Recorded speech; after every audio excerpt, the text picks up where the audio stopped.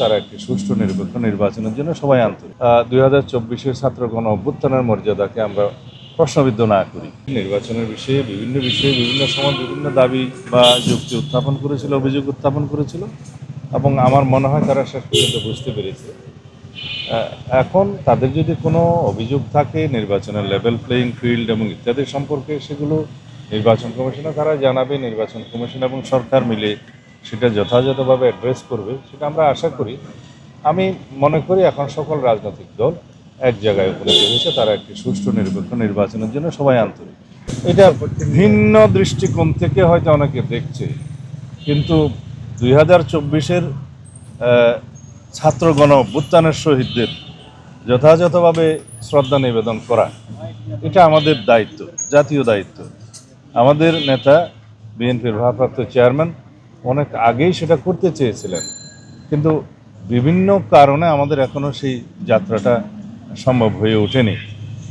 এই শহীদদের প্রতি বিনম্র শ্রদ্ধা নিবেদন করা এবং তাদের কবরে জিয়ারত করা, এটা জাতির প্রত্যাশা। গণ অভ্যুত্থানের শহীদদের আমরা ধারণ করি এবং আমাদের সেই চেতনাকে ঊর্ধ্বে তুলে ধরতে হবে। তার জন্যেই তার যাওয়া। এখানে নির্বাচন আচরণবিধির কোনো বিষয় নেই, এই দৃষ্টিকোণ থেকে আমরা দেখি এবং সবাইকে অনুরোধ করব যেন 2024-এর ছাত্র গণ অভ্যুত্থানের মর্যাদাকে আমরা প্রশ্নবিদ্ধ না করি। আমরা শহীদদের আত্মত্যাগকে যেন আরও মহিমান্বিত করি।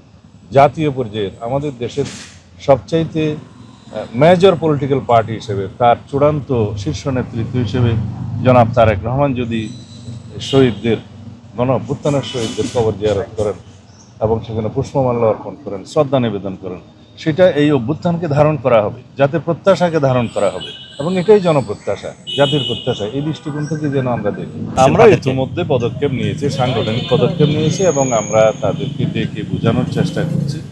এরকম একটা বৃহৎ রাজনৈতিক দলে অনেক প্রার্থী থাকে যাদের প্রত্যাশা থাকে, তারা হয়তো তাদের প্রত্যাশা অনুযায়ী তারা পায় নাই, তারা নমিনেশন চেয়েছিল, কিন্তু বৃহত্তর স্বার্থে, আমাদের আসন সমঝোতার স্বার্থে এবং পার্লামেন্টে আমরা মাল্টি পার্টি রিপ্রেজেন্টেশনের জন্য যেটা বলি আর কি, বহু পার্টির একটা প্রতিনিধিত্ব থাকবে, সেটার স্বার্থে আমরা অনেককেই, আমাদের অনেক যোগ্য প্রার্থীকে আমরা বলতে গেলে বঞ্চিত করেছি।